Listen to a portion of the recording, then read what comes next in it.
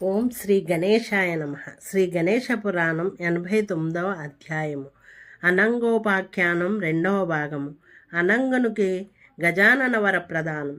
అప్పుడు ఆ వరదుడైన గణేశుడు మన్మధునితో ఇలా అన్నాడు: ఓ మన్మథ, నీవు కోరిన కోరికలన్నీ ఈడేరగలవు.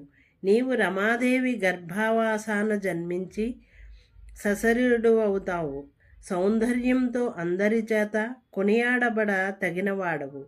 త్రైలోక్య విజేతవు కాగలవు. ఇక నీకు నీ కార్యసాధనలో సహకరించేందుకు గాను పుష్పములు, ఫలములు, లేచిగూళ్ళు, కామినుల అవయవాలు, మలయమారుతములు, వెన్నెల, చందనము, పద్మములు, హంసధ్వనులు సహకరిస్తాయి. ఈ సామాగ్రితో నీవు ఈశ్వరాదులనైనా సరే జయించగలవు. వీటి దర్శన స్పర్శ నాదికముల చేత మనస్సులో జనిస్తావు. నీకు లోకంలో మనోభవుడని, స్మృతిభవుడని ప్రసిద్ధ నామములు కలుగుతాయి. నా చరణారవింద స్మృతి, దృఢభక్తి నీకు కలుగగలవు. మహత్కార్యము సంభవించినప్పుడు నన్ను స్మరించనంతనే నీకు దర్శనమిస్తాను అంటూ వరాలను గుప్పించి ఆ అనుగ్రహమూర్తి అంతర్ధానం చెందాడు. ఓ వ్యాసమునీంద్ర, ఈ విధంగా అభీష్ట సిద్ధిని పొందిన కాముడు అక్కడనే మహాగణపతి యొక్క మూర్తిని స్థాపించి ఎనలేని భక్తితో పూజించాడు. అప్పుడతని పత్ని అయిన రతీదేవి లడ్లు, మోదకములు మొదలైన నానావిధ పక్వాన్నములను ఆ గణేశునకు మహానైవేద్యంగా భక్తితో సమర్పించింది. తేజో సంపన్నుడైనట్టి ఆ గజాననునికి మహోత్కటుడు అన్న నామకరణం చేసి రత్నస్తంభ విరాజితమైన ఆలయ ప్రసాదాన్ని నిర్మించాడు. ఆ తరువాత అనతి కాలానికే అనంగుడు శ్రీకృష్ణ పత్ని అయిన రుక్మిణీదేవి యొక్క గర్భవాసాన జన్మించి సముద్రంలో సంబరాసురునిచే పారవేయబడ్డాడు. అప్పుడతడు చేపతో మృంగబడినాడు. ఆ చేపనే జాలరులు సంబరాసురునికి సమర్పించగా అతని భార్య అయిన మాయాదేవి దగ్గర పెరిగి పెద్దవాడైనాడు. నారదుని చేత ప్రేరేపితురాలైన ఆ మాయాదేవి మన్మధునికి మాయలన్నీ చక్కగా ఉపదేశించింది. ఆ మాయాబలంతోనే ఆ ప్రద్యుమ్నుడు సంబరాసురుని వధించాడు. గణేశుని అనుగ్రహ విశేషం చేత ఒక్కడైనప్పటికీ ఆ బాలుడు అనేక మంది శత్రువులను నిర్జించి ప్రద్యుమ్నుడన్న నామధేయం ధరించి సారస్వతపురానికి వెళ్ళాడు. అప్పటి నుండి సర్వదేవతామాన్యుడై త్రైలోక్య విజేతయై గజానన అనుగ్రహం చేత మహదానందాన్ని పొందాడు. రుక్మిణి మొదలైన వారందరూ అతన్ని చూసి కృష్ణుడేమోనని పొరబడిన నారదుని ద్వారా అతడు తమ కుమారుడేనని ఎరిగి పరమానందభరితులైనారు. అప్పుడు రతీదేవి కూడా అతని చెంత చేరి భక్తితో ప్రణమిల్లింది. ఓ వ్యాసమునీంద్ర, ఈ రీతిగా అనంగుడి చేత ప్రతిష్ఠితమైన జనస్థానగతుడైనట్టి గణేశ మహాత్మ్యం యావత్తు నీకు తెలిపాను. ఇక్కడనే పురుషోత్తముడైన శ్రీరామచంద్రుడు శూర్పణఖను తిరస్కరించగా లక్ష్మణుడు ఆమె నాసికను, చెవులను కోయడం చేత నాసిక అను పేరుతో ప్రసిద్ధి చెందింది. ఆ ప్రదేశంలో ఈనాటికి రాళ్ళు సైతం మోదకములలా కనబడతాయి.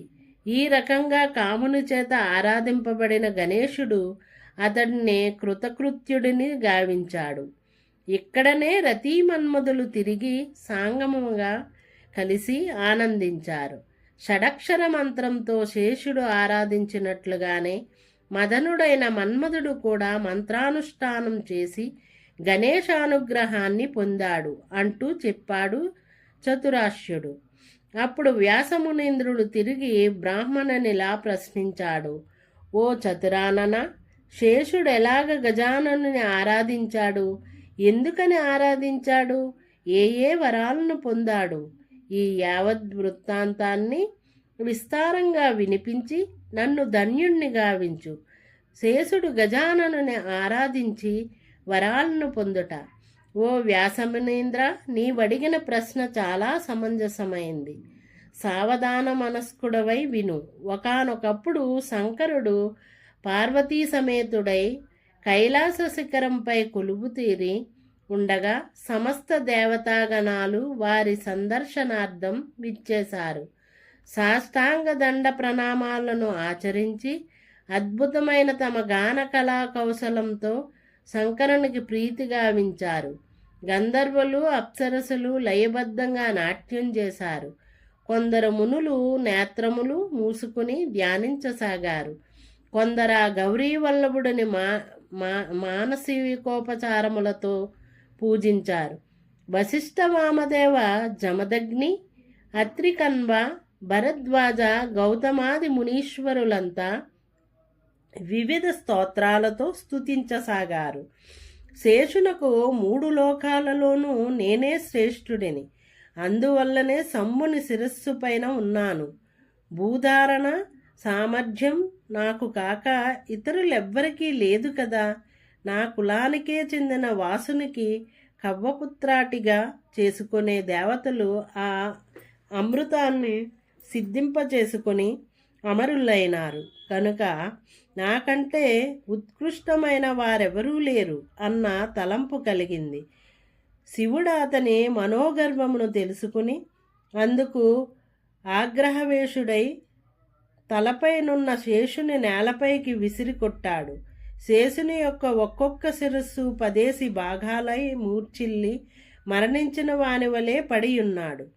ఇలా ప్రాణమాత్రావశిష్టుడైన శేషుడు దుఃఖిస్తూ తనలో తానిలా అనుకున్నాడు, ఆహా, త్రైలోక్యేశ్వరుడైనట్టి శివునికే శిరోలంకారాన్నైనప్పటికీ ఇటువంటి దురవస్థకు ఏ దుష్కర్మ కారణం చేత పొందానో కదా.